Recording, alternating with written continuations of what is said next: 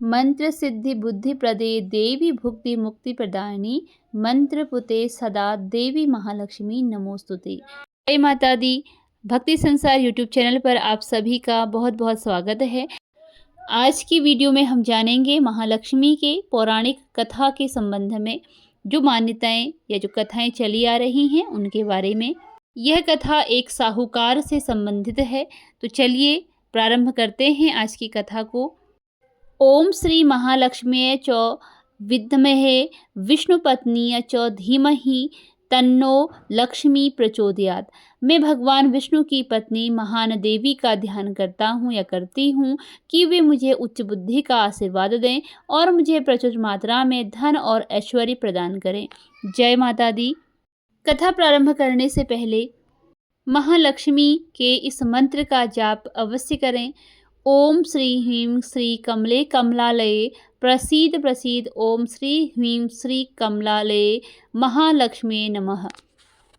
दिवाली के दिन माता लक्ष्मी और भगवान गणेश की पूजा अर्चना की जाती है। इस दिन माता लक्ष्मी की पूजा अर्चना करने से व्यक्ति के जीवन में धन धान्य की कोई कमी नहीं रहती। दिवाली पूजन के दौरान महालक्ष्मी की यह पौराणिक कथा का पाठ जरूर करना चाहिए। इसका पाठ करने से माता लक्ष्मी की कृपा आप पर सदैव बनी रहेगी। तो चलिए करते हैं पठन इस पौराणिक कथा का। प्राचीन समय में एक नगर में एक साहूकार रहता था। उसकी एक लड़की थी। वह रोजाना पीपल देवता की पूजा करती थी। एक दिन माता लक्ष्मी ने उस साहूकार की लड़की को दर्शन दिए और उससे बोली कि मैं तुम पर बहुत प्रसन्न हूँ, इसलिए तू मेरी सहेली बनना स्वीकार कर ले। लड़की बोली, क्षमा कीजिए, मैं अपने माता पिता से पूछकर बताऊंगी। इसके बाद वह अपने माता पिता की आज्ञा प्राप्त कर श्री लक्ष्मी जी की सहेली बन गई। श्री महालक्ष्मी जी उससे बड़ा प्रेम करती थी।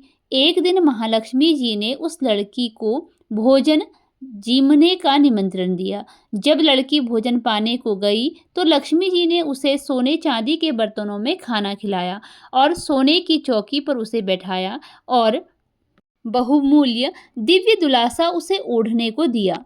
इसके बाद श्री लक्ष्मी जी ने साहूकार की लड़की से कहा कि मैं भी कल तुम्हारे यहाँ जीमने आऊँगी। लड़की ने स्वीकार कर लिया और अपने माता पिता से जाकर सारी बात कही। लड़की की सारी बात सुनकर साहूकार और उसकी पत्नी बहुत प्रसन्न हुए, लेकिन वह लड़की उदास हो गई। लड़की का उदास चेहरा देख उसके माता पिता ने कारण पूछा, तो पूछने पर उसने अपने पिता को बताया कि लक्ष्मी जी का वैभव बहुत बड़ा है, मैं उन्हें कैसे संतुष्ट कर सकूंगी। उसके पिता ने कहा कि बेटी, गोबर से पृथ्वी को लीपकर जैसा भी बन पाए उन्हें रूखा सूखा श्रद्धा और प्रेम से खिला देना।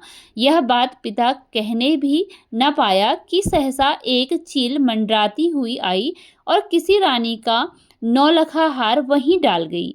यह देखकर साहूकार की लड़की बहुत प्रसन्न हो गई।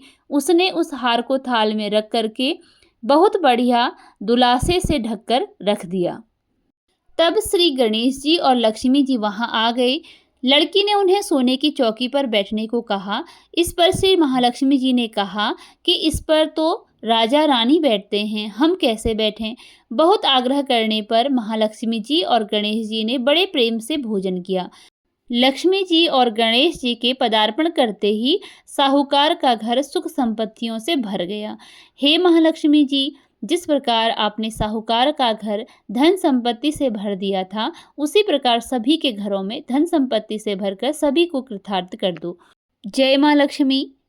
जय श्री राधे राधे।